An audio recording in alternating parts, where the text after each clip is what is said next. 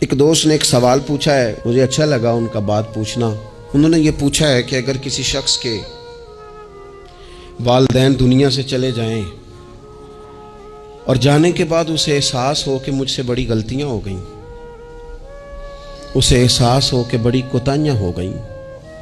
بڑی جگہوں پہ میں بھول گیا۔ بہت سارے لوگوں کو پچھتاوا ہوتا ہے کہ یار بڑی چیزیں تھی جو ہم کر سکتے تھے پر ہم سے نہیں ہو سکیں۔ انہوں نے پوچھا جی کوئی اب بھی کوئی اس کا حل ہے؟ تو میں نے کہا ہے نا، ہم رسول رحمت کے ماننے والے ہیں صلی اللہ تعالی علیہ وسلم۔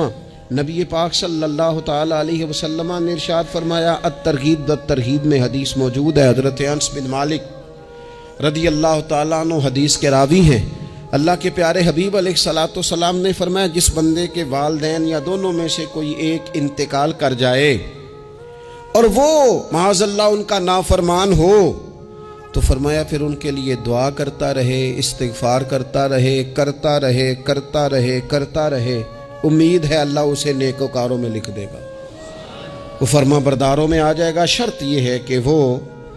ان کے لیے استغفار کرے، دعائے مغفرت کرے، اب ان کے لیے وہ اب ہی شروع کر دے ان کو یاد کرنا، ابھی اس مقام پر آ جائے، ابھی کچھ سوچ لے، تو اللہ تعالیٰ کی بارگاہ سے کرم کی امید ہے کہ اللہ اس نے جو زندگی میں اس سے غلطیاں ہو گئی، رب اس کی ان غلطیوں کو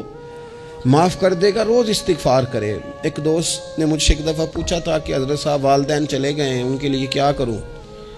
تو بڑی بڑی چیزیں بھی کی جا سکتی ہیں، لیکن میں نے اپنے اس محبت والے دوست کو یہ محبت والا مشورہ دیا تھا کہ میں چونکہ آپ کو جانتا ہوں آپ نماز میں کوتاہی کرتے ہیں، آپ نہ نماز پڑھنی شروع کر دیں۔ وہ کہنے لگے جی وہ تو میں پڑھوں گا، والدین کے لیے کیا کروں؟ میں نے کہا نماز پڑھیں، ہر نماز کی آخری رکعت میں کہو گے نا ربنا اغفر لی ولوالدی، کہو گے نا ہر نماز میں، تو کتنا بڑا اجر ملے گا آپ کے والدین کو۔ اور پھر وہ سارا اسلوب کہ پہلے آپ نے قیام کیا، پھر آپ نے رکوع کیا، پھر آپ نے سجدہ کیا، پھر آپ اتحیات میں بیٹھے، پہلے آپ نے اللہ کی بارگاہ کے اندر اس کی عبادت کرنے کا دھم بنا، پھر اس کی وحدانیت کی شہادت دی، پھر اس کے محبوب پر درود پڑھا، اتنے سارے کام کر کے اب آپ نے آخر میں کہا ربنا اغفر لی